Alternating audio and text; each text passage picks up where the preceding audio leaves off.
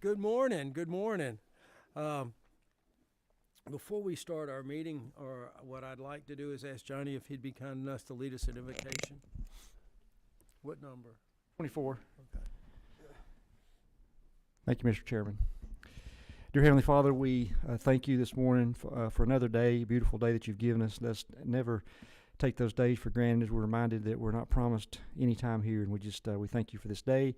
We ask that you be with us. We ask you that you lead, guide, and direct us as we go forward and do the great state of Georgia's business today. And again, just lead, guide, and direct us. And thank you for being here today. In Jesus' name we pray. Amen. Thank you very much. Anyway, good morning, ladies and gentlemen. We're going to go ahead and officially call Small Business Development Committee to order. And we've got a full agenda this morning, so I'm looking forward to it.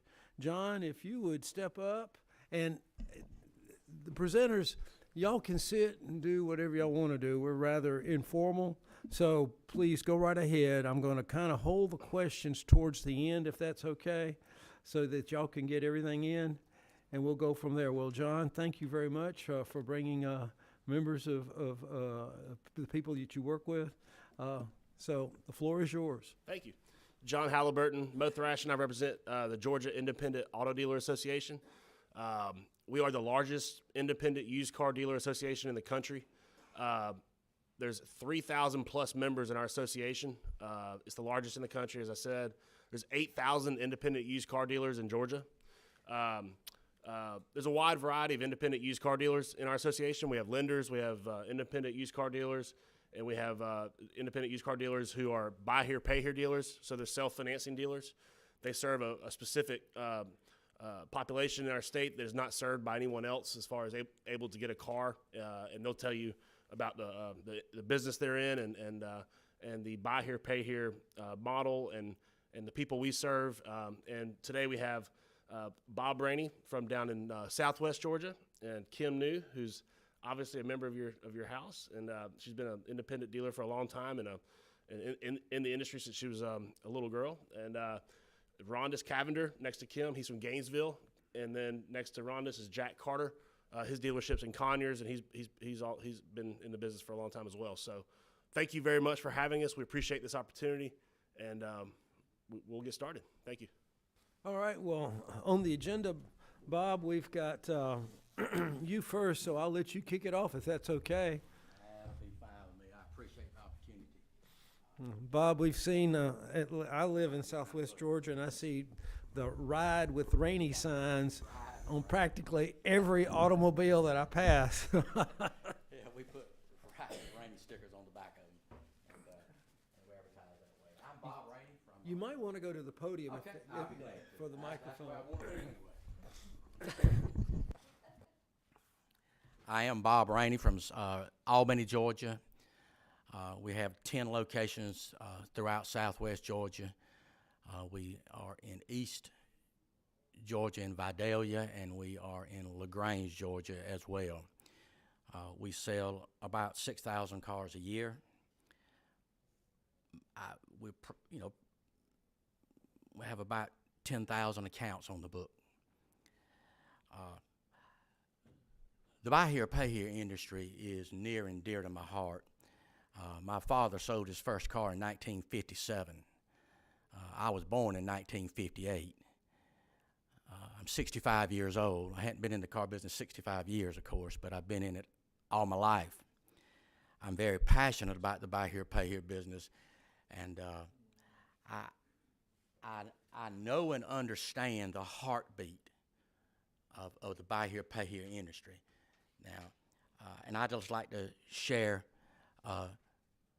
from my eyes what I see in the buy here, pay here business. Now, you know, our eyes are important, but I'm not talking about these eyes here. I'm talking about the letter I. I want you to know, and I want us all to be reminded of the importance, the importance of the buy here, pay here business, and I want you to know the impact of the buy here, pay here business.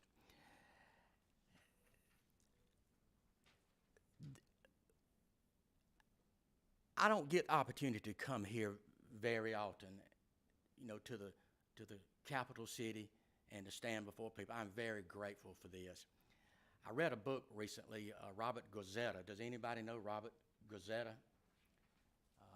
He was probably outside the walls of these buildings here, is probably one of the most influential people in the city, in the state of Georgia. He was the CEO of Coca-Cola from 1981 to 1996. He died of cancer at rather a young age of 67. Yes, he took over Coca-Cola, which is, iconic, not only in the United States, but all across the world. He took over a floundering company that had kind of lost its way, and he just took it to heights that was just unbelievable. And I loved reading his book, and it's called I'd Like to Buy the World a Coke. Just a powerful book. This is what he said in there, and I remember this well. He said, 1 billion hours ago, human life appeared on earth. 1 billion hours. 1 billion minutes ago, Christianity emerged. 1 billion seconds ago, the Beatles came on to the scene, the music group, the Beatles. Then he said 1 billion Coca-Colas ago was yesterday morning. Boy, that made an impact on me. 1 billion Coca-Colas ago was yesterday morning. But you know what? I read the book, I enjoyed the book, but we're not here to talk about Coca-Cola. We're here to talk about the buy here, pay here business, the importance of what we do. And I know y'all that sit there, you don't really understand. You see the signs that say buy here, pay here, but you don't have any clue about the impact and the importance. And that's what I want to try to share with you this morning. Our mission statement at our company is to become the greatest car company by being the greatest care company. In this business, you must care about your employees, and we employ about 275 people. You must care about your employees. You must care about your customers. Oftentimes, I will ask some of our employees, I'll say, who writes your check? And they say, oh, you do, Mr. Rainey. I say, well, I do sign the checks, but I don't write your checks. I say, these customers that we deal with every day, they write our checks. I desire to become the best at what I do by caring for those that interact with me every day. We have nearly 10,000 accounts, and these buyers, they average about 20,000 miles a year on their cars. Now, I thought about what the chairman of Coca-Cola said. I said, you know what, over 9,000 customers and 20,000 miles a year. I just did a little math on that.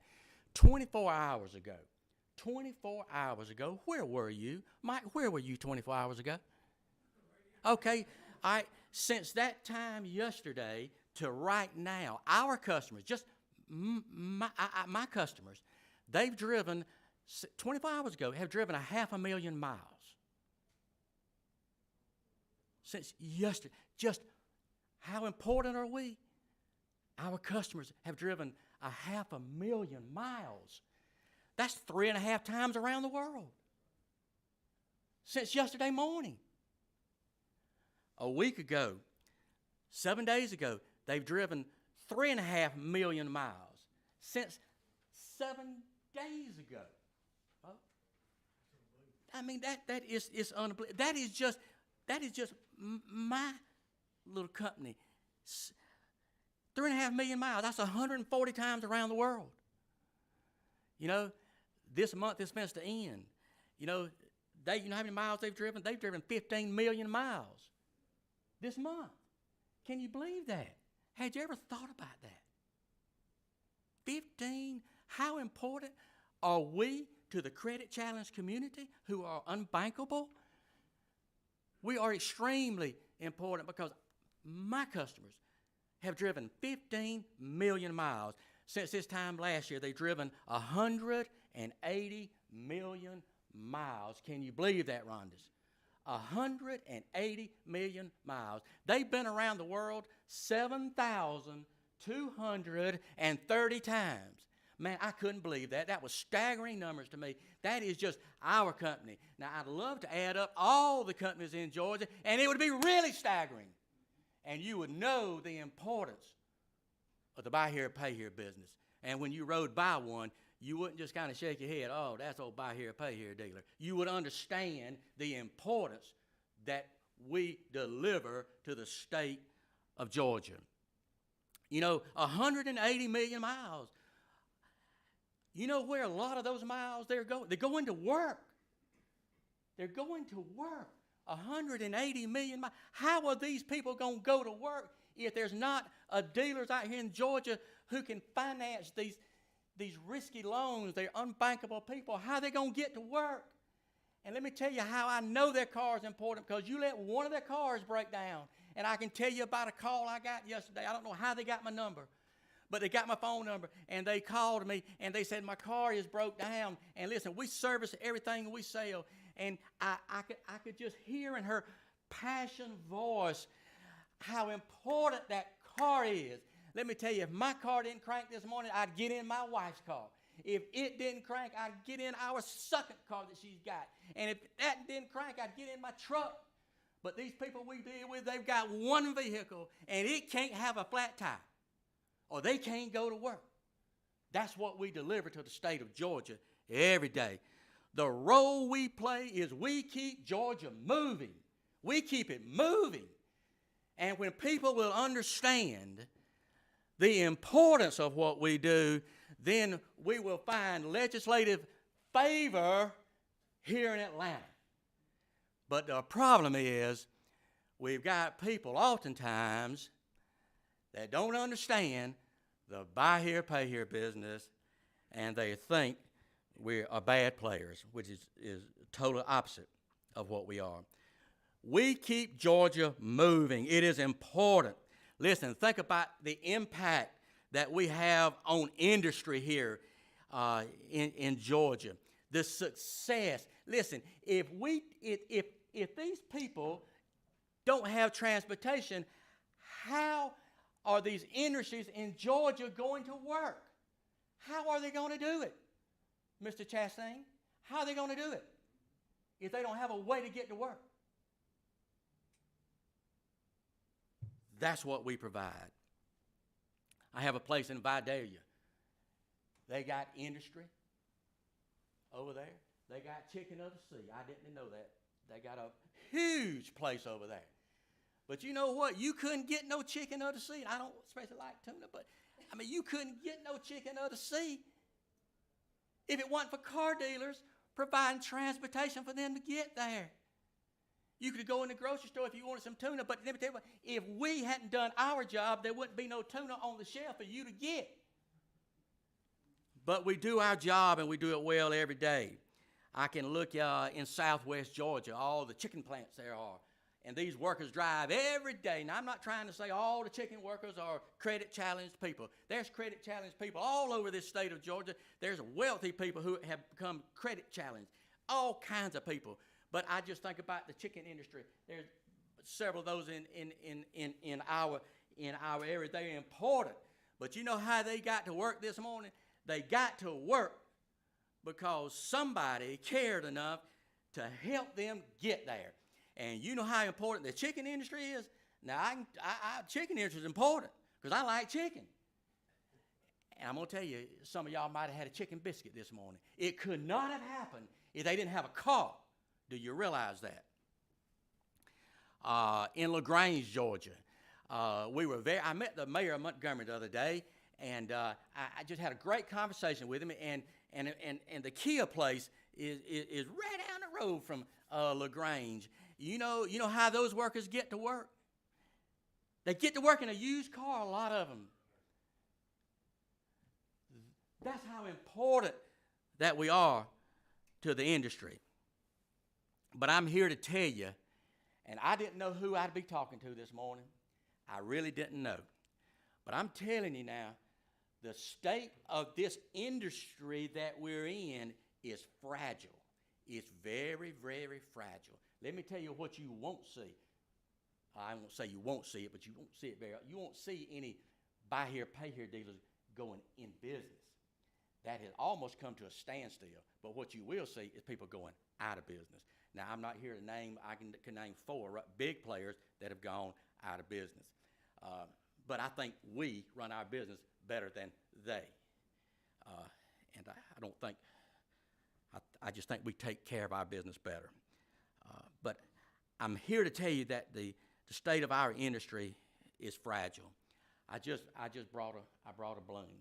This kind of, I just think about this kind of stuff as I drive down the road often. This is just we've all played with balloons.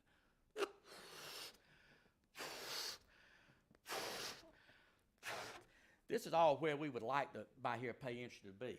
You know, you ain't got to worry about this balloon popping. You can play with it and, you know, give it to your kids, and they can play with it all they want to. But let me tell you about another eye. You know, I've tried to tell you the importance of it. I've tried to tell you the impact of it, but there's one more eye that we've got to be very, very careful, and it affects us all. That's inflation. Let me tell you, you go in a grocery store now, it costs more than ever. Inflation. Does that affect our customers? You better believe it does. But does it affect you? You better believe it does. Let me tell you, inflation, how many times should I blow in the balloon for inflation? I mean, I need to put more than just one, right? About 4.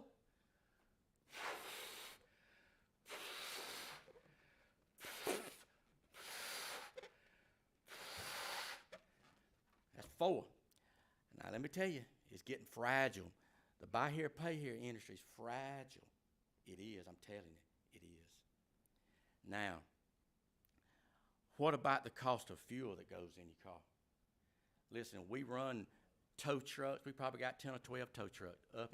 The fuel cost is just enormous. You know, gas. You got to put gas in these cars. I'm going to put at least 3, okay?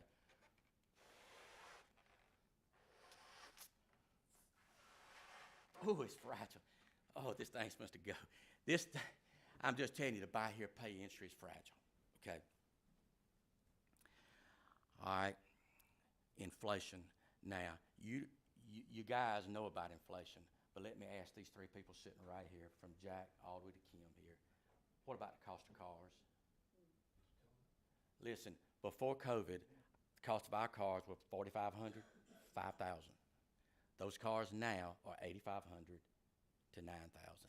And I'm going to just tell you something. There ain't enough puffs for me to blow it, you know, because I had to blow about 10, wouldn't I, Jack, for the cost of cars. Let's just blow 4, because it's bad. I mean, the cost of cars are bad.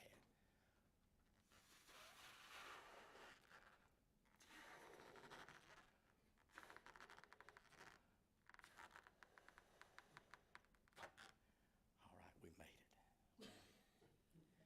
But I just want to tell you, the cost of doing business is great. The buy here, pay here business is very, very fragile, okay? We have to deal with all these things we talked about, and you don't even really realize it.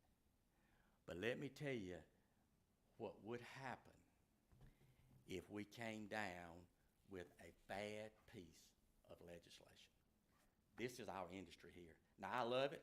I'm not ready to get out of it, but it's tight.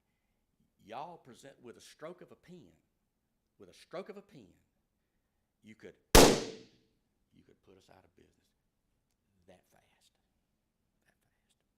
But the good news now, we're not going to end on bad news. We're going to end on good news. You know, we got the GIADA, the Georgia Independent Automobile Dealers Association. That's the good news. They have done an enormous amount of work on behalf of all used car dealers in Georgia, not just a few, not just those that are members, not just those that are active. They've done great work on behalf of us all. Very thankful for that. Very, very thankful. Let me tell you what we got that most other people don't have, and I salute these guys right here. I had no idea about Mo and John till about 5 or 6 years ago when we had one of the most detrimental bills ever come. But I always worried about at home. I would worry about what can put me out of business. Can I pay too much for this car? What's going to put me out of business? And I didn't even realize that maybe something not inside my business is going to put me out, but some people up there in Atlanta are going to put me out of business. Thankful for Mo and John, the lobbyists what they do on behalf of our industry. And let me tell you, in closing here, I'm thankful for people like you that invite us. I'm thankful that you listen to what we talk about. I hope you understand the important role that we play in the industry in Georgia. Thank you very much. Well, Mr. Rainey, thank you very much for that passionate, very passionate presentation. I want to make a couple of comments and then we'll move on. Number one is Roberto Guanzuela, the former chairman. I didn't understand who you're talking about. Great man, and he built that company up. And subsequently, they've tried to continue in his footsteps but been unable to. And the second thing is, I've got several employees that have Ride with Rainey stickers on the back of their car. And I can tell you, we care about those people that are driving in these cars. That's true. Don't ever doubt that. That's true. But anyway, we'll move on. Who we got next? Okay. Kim, you're next. Good. I don't want to follow him. That's hard. on, I can man. appreciate that. I But got my just- notes here, and my notes are not near as fun as his were. Good grief. You couldn't have said it better. Truly eloquent with your words, and I appreciate that, Bob. I really do. I appreciate the opportunity. I'm Representative Kimberly New. I'm a 7th generation Douglas County resident. My grandkids are 9th generation. I am a 2nd generation used car dealer. I represent over 8,000 small businesses here in Georgia, and I'm the past president of the Georgia Independent Automobile Dealers Association. In its 68 years of being established, there's only been 3 women president of the association. I was the 2nd. Being a used car dealer in our great state comes with our fair share of challenges. Particularly in the industry, it's already highly regulated. When we do a deal, we have more papers than if you buy a house. So I'm lucky today. I've got this group of gentlemen with me, and they are amazing in the industry as well. So just that I'm sitting at the table with them is truly an honor. We serve our community by providing personal attention to each customer. And these are credit-challenged, underserved customers. We understand their unique financial circumstances. We work with them to create a customized financial plan that they can handle so that they can live their lives. We help them go to work. We help them go to school. We help them go to the doctor's office. That's who our customer base is. And if you are one of our customers, you are family, because we want you, we want your kids, we want your cousin, and we want to keep going with you. And so we do cultivate those relationships, and we care. And I think that's one thing about the Buy Here, Pay Here is that we really do understand our customer base, and we really do care about our community. One thing that sets us apart is the commitment to offering flexible payment options. So when you come in, if you get paid once a month, we work with that. If you get paid weekly, we work with that. We always make sure that you are in the car that you need and have the payments that you can afford. We also go the extra mile. We assist our customers on improving their credit scores so that they can qualify for better financing terms, because we want to keep them. So we want them to continue to get better and better and ultimately achieve their financial goals. In today's digital age, we also offer online friendly applications so that you don't even have to come in. We can go ahead, verify you, go ahead and pre-qualify you so that when you come in, we can show you and don't waste your time. We also have a mobile app that you can make payments on. You can check your history, you can check your account, and it just makes it easier on our customers these days. Makes it convenient and easier. What truly sets us apart, though, is our unwavering focus on customer experience. Like I said, we are multi-generational in my office. We have 3 generations there working, and we understand the significance when someone purchases a vehicle and what that decision means, because it is a financial obligation for a long time, and so we want to make sure that you have the best experience you possibly can. As a small family business, we take pride in our roots and our commitment to our community. I was established in 2003. I'm a small guppy compared to this guy right here. I have around a little over 1,000 accounts, and so we serve Douglas County and the surrounding areas. Our mission is to provide access to affordable financing and help individuals in our community secure the vehicles that they need. Our challenges, of course, like everything else right now, is workforce. They want to come in at the top rate, and they want as many days off as they can, full benefits, tons of personal time, and then they have no experience. So last year, while I was here, we had to interview some people. So when I came home to work, I had a lady come in, and she goes, I have no experience in collections, but I have enough of them call my house to know what to say. And I'm like, oh, okay. So this is our workforce that comes to, so vetting people, getting them there, getting them trained, or, we're having a hard time. They don't know their alphabet. They don't know how to add or subtract when you're making car payments. You have to, what you have in the till needs to balance what our receipts are, and that's how you balance daily. So that is a challenge. So workforce is always a challenge. Another challenge we encounter are other people selling cars that are individuals. They're not licensed to sell cars.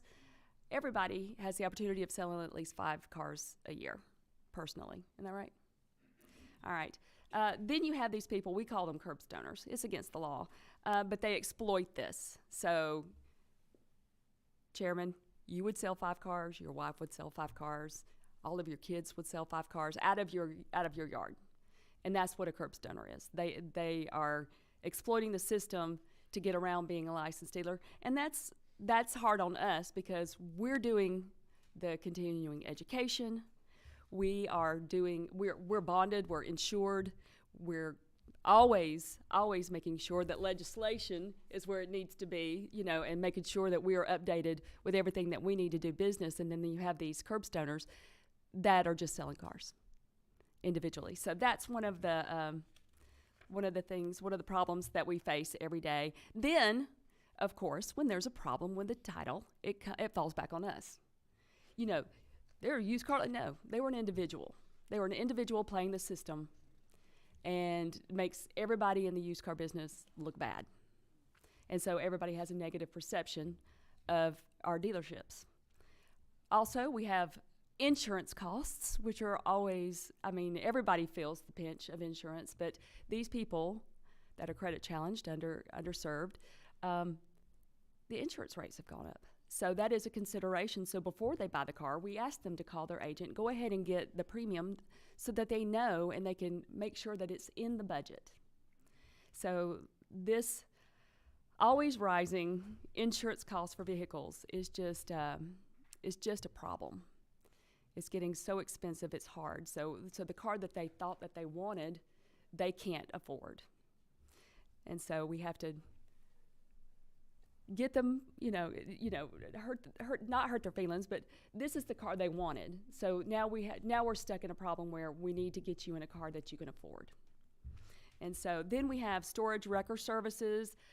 This is another issue. They are the Wild West of the used car business. You agree? They will hold your car hostage until you pay their fees.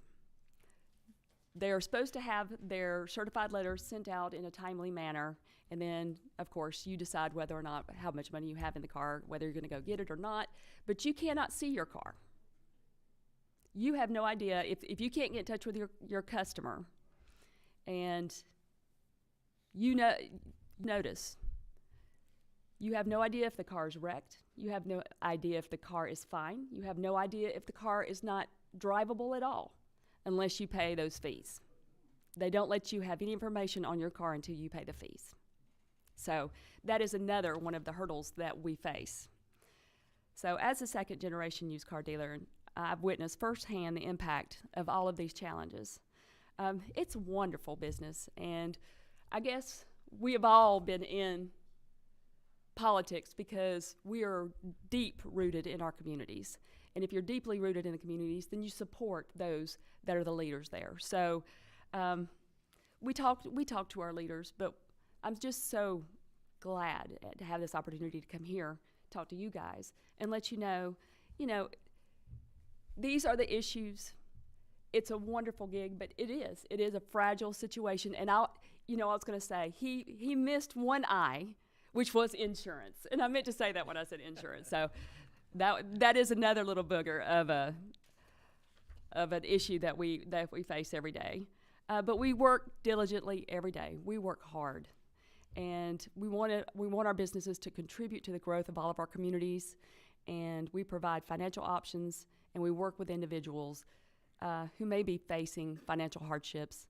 We play a vital role in all of our communities, and we help people have the credit, have the opportunity to be able to be car owners and have that financial stability. So thank you. Well, Miss Kimberly, you did great. I don't have a balloon. You did super. I need a prop. Thank you. All right, next, Mr. Cavender. Yes, sir. Rhonda's Cavender, good morning. Good morning. Rhonda's Cavender, Cavender Auto Sales. We're located in Gainesville, Georgia. We've been in business 27 years, a lot smaller operation than Mr. Rainey. We've got 24 employees and roughly a little under 1,600 active customers right now. Really appreciate the opportunity to be here today to speak, because it's a couple things I'm really passionate about, and that is the buy here, pay here industry and the customer we serve. Basically, the fact that buy here, pay here dealer, what we do is we provide a basic fundamental need, and that is transportation. And we typically help a customer that can't get traditional bank financing, has some credit challenges, has some challenges managing their finances, and so on and so forth, but they still need a way to get to work, and they need a way to get around and keep the economy moving. But we're definitely in some unprecedented times for buy here, pay here dealers. I think post-pandemic, what we have seen is the increased cost of living. I think Mr. Rainey touched on, and Ms. Kim touched on as well, has really impacted our existing customer portfolios. We've seen an increase in delinquencies, defaults, and bankruptcies. And I went back knowing that I was going to be here today to speak, and kind of looked back 3 years ago when we were kind of at that peak time when there was a lot of stimulus money and things were moving, and the price of cars were starting to really skyrocket. And since that time, all three of those things have doubled: delinquency, defaults, and bankruptcies. And I thought that was pretty telling as well.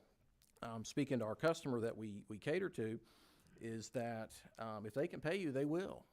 And they paid really well when they can afford to pay. And I think we can all relate to that in the way that if we've had the ability to pay, it's easy for us. And if we haven't, sometimes we've had to juggle bills at various points in our lives, and that is our customer. But the fact, rent being the big factor, groceries, basic living expenses, folks are living on less, and that's a fact.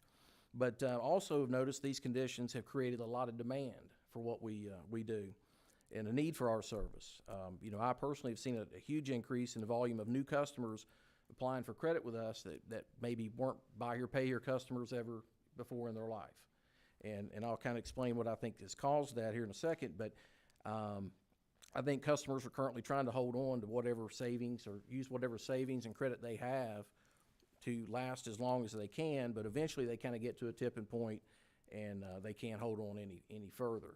So I really feel like we're going through a learning curve right now, and it's kind of an adjustment period for us and our customer base to try to figure out how to live on less and how to make things work for us.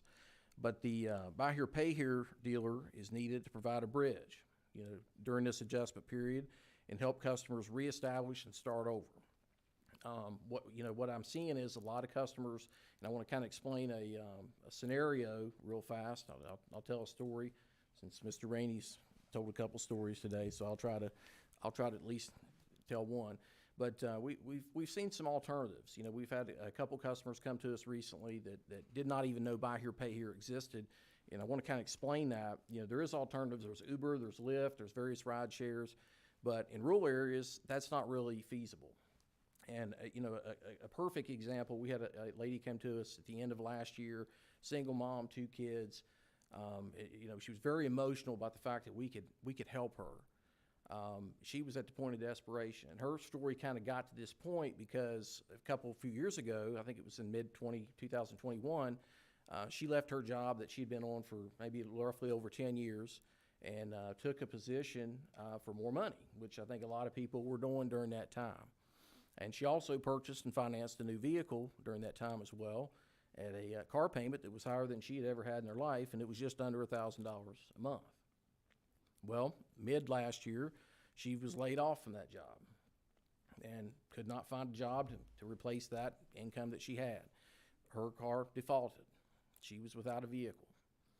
She was turned down repeatedly because of the recent repossession. She found herself trying to rent a vehicle, and she was spending roughly $2,000 a month renting a vehicle. So she was further impacted. And at her point to us was, I was ready to give up. Why even try to go to work? I just can't do it. And she ended up trying to get financed one more time at a new car franchise, and that franchise actually referred her to us, and we were able to help her out and get her back on the road. So I do think it's unprecedented times for a buy here, pay here dealer, and there is a basic fundamental need that we provide, and that is transportation. But I appreciate the opportunity to speak to you guys today. Thank you so much. Super. Well, thank you. Thank you very much. And now, Mr. Carter, Jack, you're no stranger. Hey, good morning, Mike. How are you? Good morning. How are you? I'm good. Thank you guys for having me. It's a pleasure to be up here. These 3 people are absolutely mentors to me and very, very intelligent folks, so I'm honored to be here in the room with them. I'm not nearly as prepared as they are, so I'm just going to wing this. We're really facing some struggles right now. The cost of living for our customers is tremendous. And I want to just, and I think you guys all know, but the people that we are talking about, they're living on a shoestring, right? If my alternator goes out on my car, I'm going to take it to a shop and write a check. And as Mr. Rainey stated, I might drive my wife's car or the old pickup in the yard. Our customers don't have that, right? They're damn near unhinged. They're in a position where the simplest of life's hurdles happens, and it just derails everything, right? They're going to miss work. They're going to not be able to take their kids to school, things like that. So we're really walking a tight line. And Mr. Rainey's balloon popping was he's exactly right. I think we have as a whole, our industry has a black eye, right? There's been a lot of bad dealers. Our car prices are inflated because we're financing them in-house. Our interest rates are higher. They have to be. The national average for defaults in our business is 30 to 40%. So you imagine for every 10 cars I sell, statistically, 4 of them are not going to pay me. Right, and those are cars that when they leave my possession, I've paid, as Mr. Rainey stated, I've paid $8,000 for them. I take $1,000 from that person. That's all they've got. That's all they've got. Half the time they borrowed that, right? So then I turn around and I pay the state of Georgia $500 out of that $1,000. You guys are smart. I've only got $500 on something that I just had $8,500 in that is now gone. It's not here anymore. I can't go out and touch it. I hope that it doesn't hit a deer tonight or anything. Y'all know what happens to cars, right? Every day this happens to cars, right? People will come in and buy insurance, and then they'll leave and get in the parking lot and cancel it. and my car's out there riding around, you know? So the point I'm trying to make is that we are operating on an unbelievably thin surface. And then the other side of that is how important what we do is. Let me ask you guys up here.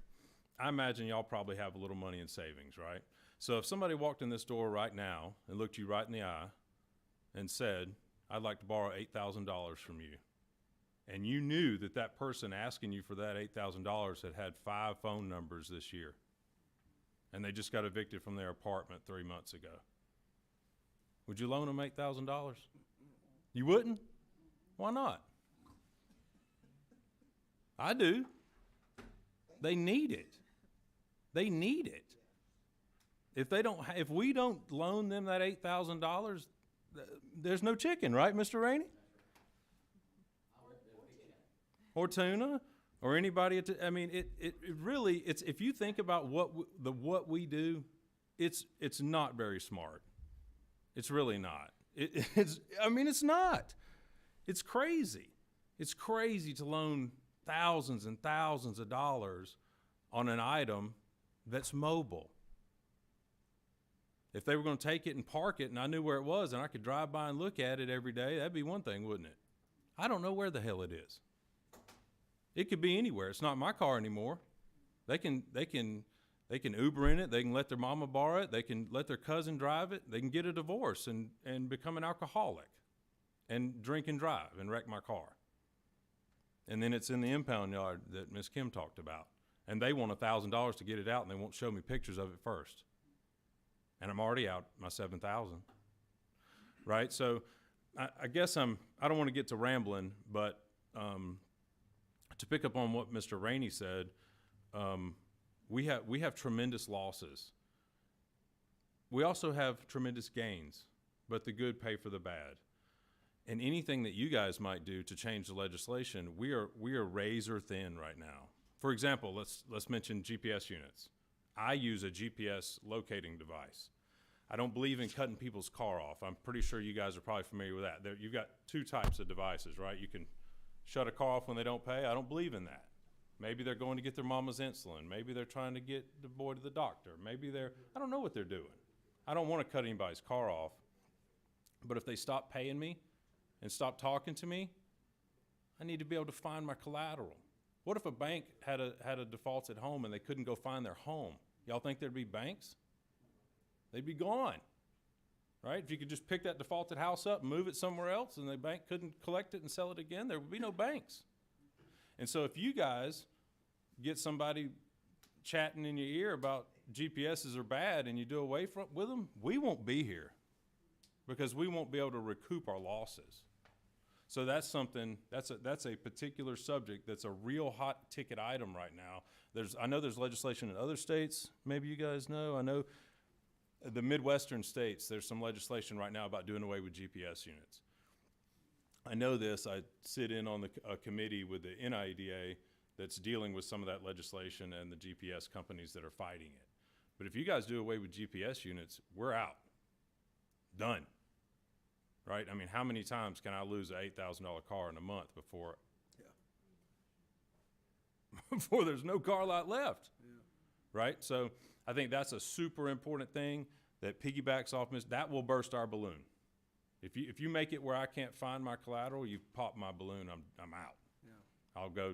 I'll be the chicken farmer, I guess. Another thing that would pop my balloon, right now we receive a TAVT discount that the new car guys don't like. Hey, why do these guys get that discount, but we got to pay that tax? They don't like that. You guys are aware of this situation, right? All of you know about this? That we have so when we finance a car, we pay a smaller TAVT on that automobile, on the tag and title, right? Correct. The reason that we pay that smaller amount is because of all the defaults, right? All the losses that we take, right? And the new car guys don't want us to have that discount. They don't want us to have that. They see that as unfair, right? They're selling cars, we're selling cars. Why do they get a discount? If you guys take that discount away from buy here, pay here, you pop our balloon. There's no way. Again, think about what I just told you. My $8,500 car, I take $1,000 in. I got to send the TABT. That's cash flow out of my business. If you guys decrease my cash flow by taking away my TABT discount, you're talking about hundreds and hundreds of dollars per car, and I'm selling 100 a month. I got to let people go at that point, right? So it is a razor thin business that from a distance looks like we're killing it. Man, these evil buy here, pay here people, you guys are rich, you know, and it's just not the case. We work really hard. We care about these people. My phone goes off nonstop. My customers have access to me, as Mr. Rainey stated. They find us. We don't hide, right? I'm in the same building every day. I go to the same dealership. I'm there. I'm accountable. The used car board can inspect me. They can go through my files. I'm accountable. So I have to also be accountable to my customers, right? And so we really care about them, and we have to help them all the time. Not only do I finance their automobile, I often finance their repairs. I had a lady the other day getting her car back. Listen, so here's my little story. So Saturday, I had a young lady that defaulted, and we had to unfortunately pick up her car. And she comes back in Saturday, humble as she could be, didn't have enough money to catch up her account, but she had a perfect reason. Listen, I'm changing jobs. I had a little lapse in my pay, right? That's all it takes for these people to default in their life. If you just take their paycheck and move it down 1 week, they're done. They're done. Stuff's cut off. They're already getting notices from the gas company, from the power company, from the landlord, from the cell phone place, from their insurance. They're not ahead of nothing. So any disruption. So this lady comes in and she didn't have all her money to pay me, but she told me why, and she told me about her new job, and I gave her a car back. Because you're supposed to. Because we care about them, because we need them to work. We need them to be able to make their payment. I looked in her car, and she hadn't changed the oil the whole time she had it. She had gone 30,000 miles. And she told me, I don't have the money to get an oil change. It's $70. I got these 2 kids. What do you want me to do? Please bring it here, and I'll change it for free. But those are the things, and I changed her oil that day. I owned my company, and I went, it was a Saturday. My shop is closed. I opened the shop up. Put my gloves on and changed her oil and didn't charge her for it. But that's every single day. It's not even a special story. There's nothing extraordinary about that. Rhonda's does it every day. Mr. Rainey's people do it every day. And so please understand that we are operating on a thin line. And you guys wouldn't loan them the money, so don't make it hard for us to loan them the money. And I think that's a very fair thing to say. So thank you. Thank you very much for letting me speak. Well, good. Thank you very much. I appreciate those presentations. We've got several questions, and we'll go ahead, if y'all don't mind taking questions right now. Representative Chastain, number 24, you go first. Thank you, Mr. Chairman. Appreciate the presentations this morning. So I've been working in a bank for 36 years up in Blue Ridge. And if you know where Blue Ridge is not a very big town at all. We go to church with our customers, and we see them at the grocery store. And so I relate to a lot of the stories that have been shared. But a couple things was my mind sitting here thinking about something Ms. New said as well on the underwriting piece. But just a question, but do you ever make a deal to somebody that you know that's not going to pay? Like you just know that they're not going to ever pay. Is that me? Can I answer? So every deal, there's a concern that they won't, because traditionally they haven't. Right. So we know that, or they wouldn't be there with us.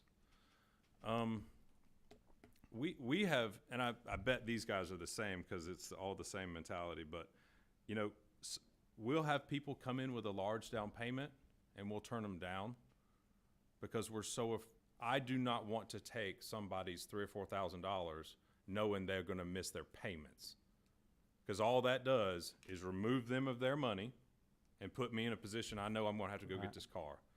So we really, really try our best not to create a default, even if it looks like it's going to benefit us in the very short term.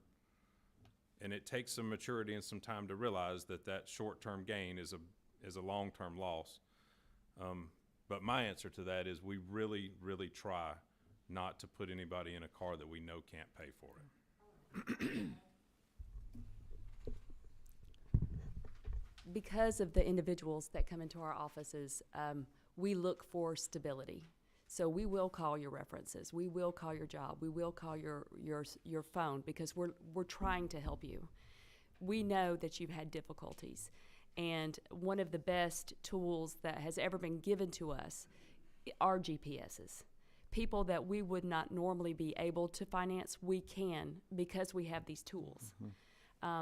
Knowing that you can find your vehicle gives you a little bit of ease when you have somebody that you're like, they've only been in town, all of their references are in Alabama, you know. So that means that you're probably going to have to go to Alabama to find them. So GPSs have been the best tool for us to be able to finance the vehicles that we might not have been able to put on the road, and the individuals we might not have been able to service without them. Is that right? Cool. Thank you. I'll say All one more right. thing on that as well, if you don't mind. Sorry to take up too much time, but we succeed when our customer succeeds. That's the bottom line. And I think there's a big myth with buy here, pay here that we make money repoing cars, and we really don't. That customer on the books making payments to us every month is cash flow to us. So bottom line is we set the customer up to succeed, because we're going to have success when they have success. Yeah, sure. I just want to follow up on that, because I really relate to that. But like in our bank, we started out small. We're a pretty big bank now, but we have, of course, the underwriting guidelines that we go by. But sometimes knowing your customer, knowing the family, knowing who they are, you can't go by that all the time. So it's pretty. I like what you're talking about, and you sit down with these people, as Ms. New said, and have you go through a financial plan with them. And underwrite that, so it's good job. Yeah, we look for room in their budget for our Yeah. payment. Right, If exactly. it's not there, it's not there. Ability to pay.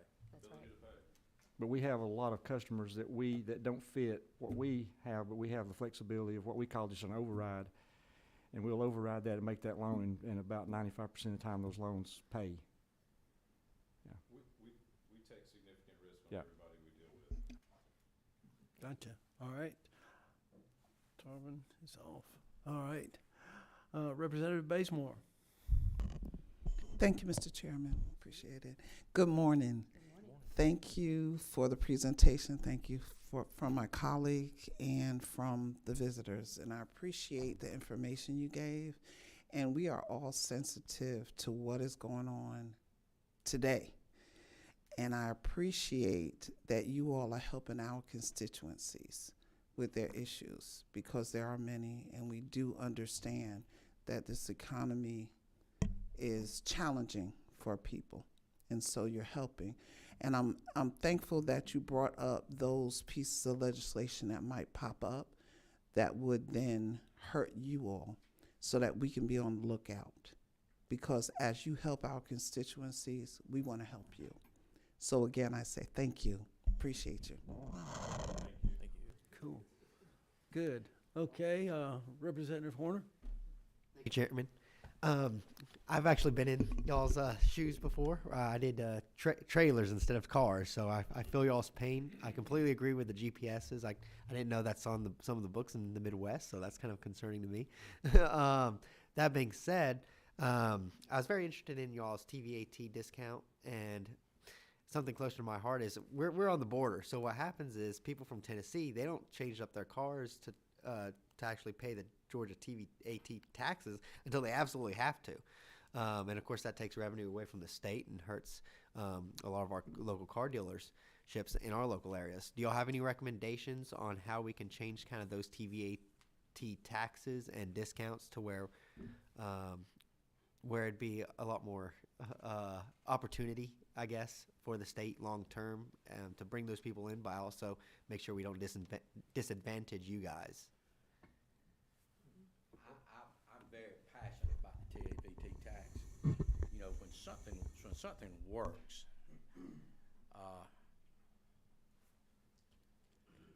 you better pay attention to the fact that it does work. Now, I will tell you, there might be, I'm almost scared to say this, there might be better ways to do it. You know, Florida does it a different way, but our way works. It works. There is no way this industry can survive if we get, our average down payment in Southwest Georgia, you know, is not as great as it is here in Atlanta. We average probably $850. There's no way in the world, if we get taxed like, you know, other car dealers, you know, you get an $800 down payment and you got to pay $800 of taxes. That's zero down. And I'm going to tell you, that's the end of the buy here. That's the end of the chicken factories. That's the end of the tuna factories. It's the end of the Kia plant. I'm just telling you, that is detrimental. But I do appreciate your thoughts on thinking about this. But I would follow the lead of the GIADA on this matter. They're on top of this. They're watching it. And because, you know, sometimes, you know, y'all are busy people. You don't know all the things you need to know. If you don't know, how do you know you don't know? Well, the answer is you don't know. Follow the lead of GIADA and listen to Mo and John. They're on top of this. That's the best advice I can give you. These guys in the room here, pay attention to what's going on. Cool. Well, we've exhausted all the questions. Mo and John, we appreciate you bringing the members of your association up here to present. We appreciate y'all's involvement in the industry and the successes y'all have had and bringing the challenges before us. I see our role here in small business development to be an advocate for small business.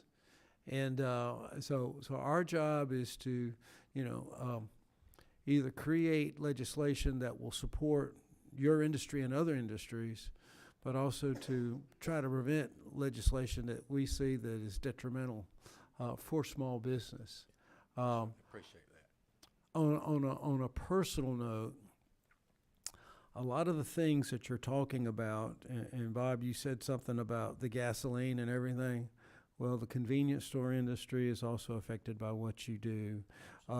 It multiplies. There is a multiplying factor involved. And I know from personal experience, when I have one of your customers was in an automobile accident, and the car was totaled, and she was concerned because she needed access to come to work, and went to your people. And I share this story because of personal experience, but I know it fits every one of y'all's experiences. Y'all got her back into actually a better car, and said that her credit history had improved because she was making the payments on time regularly, and y'all got her actually a better automobile and better situation. And one of the services that people don't realize, and I know, as I said, from many people that I work with, is that you, in the process, you're helping build back the credit.